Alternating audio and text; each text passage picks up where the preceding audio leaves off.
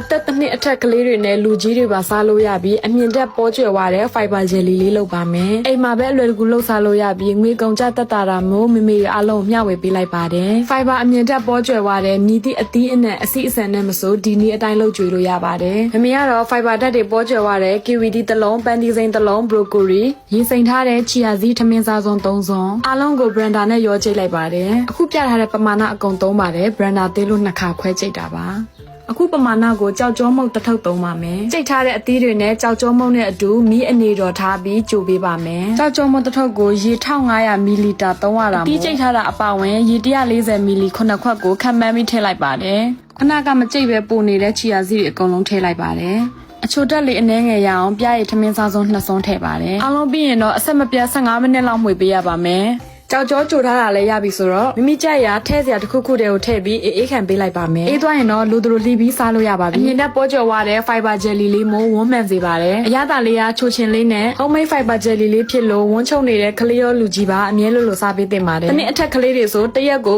50မီလီလောက်စားရင်လုံလောက်ပါတယ်နောက်တစ်ခုသတင်းကောင်းကတော့ဝိတ်ချနေတဲ့မေမေတွေရှိရင်လည်းမျိုးလို့စားခြင်းအဖြစ်ဝိတ်ချနေတဲ့နေရာမှာအထောက်အကူပြုစေပါတယ်တစ်ခါလုပ်ပြီးရေခဲတတမှာထားရင်3ရက်လောက်အထားခံပါတယ်သမီးလေးအပါဝင်မေမေတို့တအိမ်လုံးကြိုက်ကြတာမို့အမြဲလို့စားဖြစ်ပါတယ်အဆုံးထိကြည့်ရှုပေးကြတဲ့တူတယောက်ချင်းစီတိုင်းကိုကျေးဇူးတင်ပါတယ်ရှင်ဘိုင်ဘိုင်